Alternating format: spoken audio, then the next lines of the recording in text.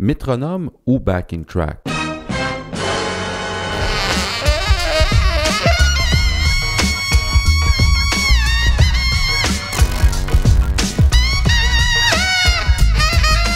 Salut, c'est Yannick, j'espère que tu vas bien. Aujourd'hui, on va parler d'un sujet assez délicat, c'est-à-dire est-ce que tu devrais pratiquer avec un métronome ou plus avec une backing track dans le but de t'améliorer le plus rapidement et le plus intelligemment possible sur le saxophone. Alors, je fais cette vidéo parce qu'il y a beaucoup de personnes que je vois défiler avec des backing tracks. Moi, le premier, c'est très cool de jouer avec une backing track, sauf qu'il y a un bémol à mettre ici, pour ne pas faire un mauvais jeu de mots, c'est que quand on pratique avec une backing track, on ne pratique pas vraiment. Je m'explique, c'est que on va plutôt s'amuser. Ça, c'est super cool. Il faut avoir du fun en jouant de la musique, mais la backing track, selon moi, c'est mon opinion, devrait rester comme une récompense après avoir vraiment travaillé des concepts, des trucs avec un métronome. Et je vais tout démontrer ça dans quelques instants. Je vais te prouver le point que j'avance ici. Ça s'explique de la façon suivante, c'est que le métronome, premièrement, c'est beaucoup plus difficile à suivre un métronome. Une backing track, tu vas toujours pouvoir te rattraper si ton time, ton rythme s'en va pas dans la bonne direction. Alors, des fois, tu vas jouer un peu en avant, des fois, tu vas jouer un peu en arrière du time, du rythme, et ça va quand même être possible pour toi de t'en sortir puisque la backing track va continuer. Mais ce que ça fait dans le fond, c'est que tu t'améliores pas vraiment ton rythme sur le sax, et c'est la grosse différence qu'il va y avoir entre un joueur qui va être professionnel, intermédiaire ou un débutant. Le rythme, c'est le truc le plus important, je l'ai dit souvent. Même si tu sais toutes tes gammes, tous tes modes, plein de concepts, diminuer, augmenter, dominant, name it, si ton rythme n'est pas bon, ça va paraître tout de suite, en 2 secondes, on va s'en rendre compte, cette personne-là est une ou un débutant. Alors, c'est le rythme qui est le plus important, le truc à être le plus solide si tu veux focuser sur quelque chose, le rythme. J'ai fait d'autres vidéos là-dessus d'ailleurs, improviser avec seulement 3, 4, 5 notes en changeant le rythme. Et déjà, avec 4 notes, on est capable d'avoir un semblant de solo comparativement à quelqu'un qui va utiliser, par exemple, la gamme altérée, mais qui va jouer n'importe comment, sans bon rythme. Tout de suite, on voit que cette personne-là est débutant. Alors, il faut focuser sur le rythme, et je sais que c'est moi le fun. Moi, le premier, j'ai dans ma vie pas assez pratiqué, je trouve, personnellement, avec le métronome, et je m'en suis ressenti des années plus tard. J'ai rattrapé le truc maintenant, je pense, et je le fais toujours avec un métronome. Et là, je ne condamne pas les backing tracks parce que moi-même, j'en utilise très souvent. Mais dans cet ordre d'idées-là, je te lance le défi d'essayer de te concentrer à pratiquer avec un métronome avant de passer à une backing track. Ici, je vais te donner l'exemple avec All the Things You Are. Au lieu de prendre la backing track tout de suite avec le thème de All the Things You Are, pratique le thème avec un métronome, et quand ça va être solide, prends la backing track, tu vas voir qu'il va y avoir une différence incroyablement grande. Tu vas être beaucoup plus solide, beaucoup plus tight avec le rythme, et ça va te servir dans tout ce que tu vas jouer après. Alors, qu'est-ce que ça veut dire, par exemple, concrètement?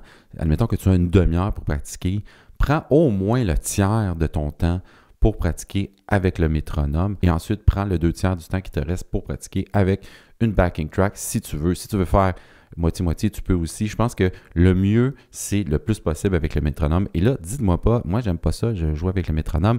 Personne n'aime ça. Enfin, on développe un certain goût avec le temps, mais c'est vraiment pas aussi amusant, je pourrais dire, qu'avec une backing track. Évidemment, parce que quand on joue avec une backing track, on a l'impression de jouer avec un groupe. Mais je te défie pour quelques semaines de faire des exercices, de pratiquer avec un métronome, et tu vas voir que tes résultats, ta progression va être décuplée vraiment. Et une fois qu'on a réalisé ça, parce que c'est toujours ça dans la vie, on a des récompenses à nos efforts. Là, on veut plus pratiquer, mais fais-moi confiance, si tu fais ça, tu vas vraiment t'améliorer, et tu vas tout de suite te détacher des autres personnes qui ne vont pas le faire. Je vais te montrer tout de suite un exemple de ce que je veux dire. Je vais mettre la backing track de All the Things You Are, puis je vais jouer un petit peu n'importe comment le rythme, OK, pour te montrer, pour te démontrer, te prouver que je suis capable de revenir avec la track, mais que ça ne sonne pas vraiment très bien, ça sonne plutôt comme quelqu'un qui est débutant.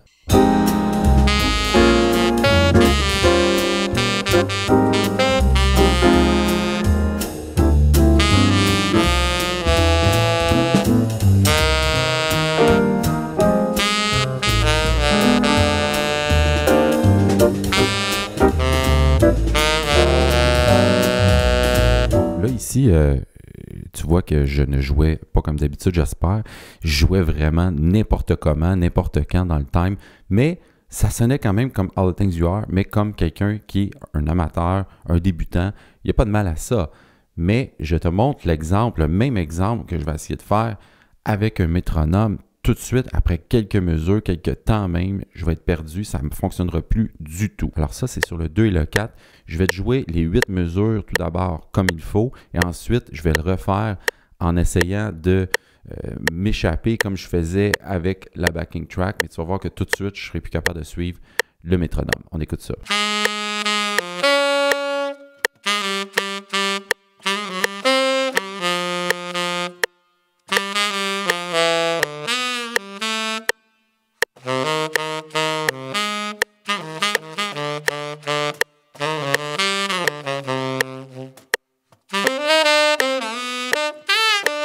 Maintenant, je vais essayer de faire le même truc, mais en bougeant beaucoup, en ne respectant pas le métronome. Et on va écouter comment ça sonne.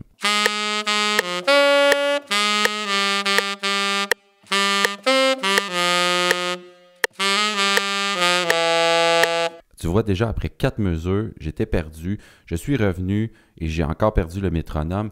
Et ça, c'est la raison pour laquelle tu dis « Ah, j'aime pas ça le métronome, j'ai perdu le métronome », c'est parce que tu ne le maîtrises pas. Et c'est difficile à pratiquer avec un métronome. Je dis souvent à la blague que j'en ai lancé souvent dans le mur parce que le métronome était brisé, mais c'est pas le métronome qui était brisé. Alors, je te conseille vraiment d'essayer ça. Ralentis le tempo. Là, c'était rapide. Là, j'étais à 82 sur le 2 et le 4. Alors, ça me donne un tempo de 164. C'est rapide. Même si j'essayais de mettre chaque temps, ça, c'est à 120 par exemple. Tu pourrais essayer de pratiquer ce thème-là, à cette vitesse-là. Une fois que c'est vraiment solide, là, tu peux prendre la backing track et ça sonnerait comme ça.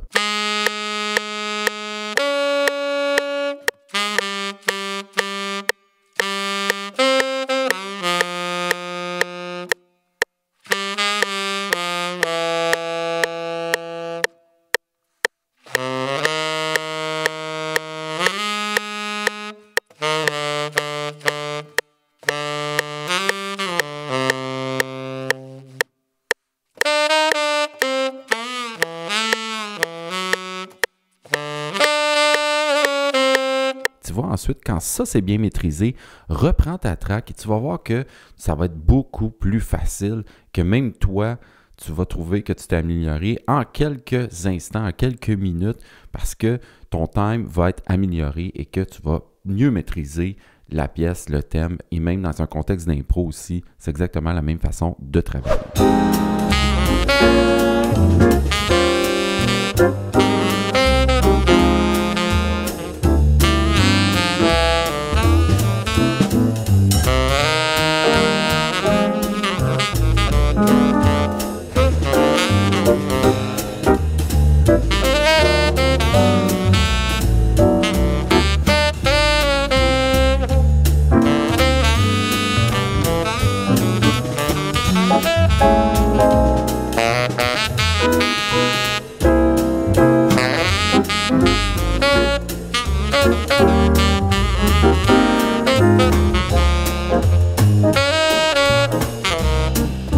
Donc voilà, j'espère que ça te donne des pistes à savoir comment vraiment catalyser ton temps de pratique. C'est vraiment, je t'encourage à utiliser le métronome, même si ce n'est pas quelque chose que tu as envie présentement. Je suis persuadé que si tu donnes la chance à ton futur ami le métronome, tu en verras les bénéfices assez rapidement. Merci. Donc voilà, c'est tout pour aujourd'hui. J'espère que ça t'a plu.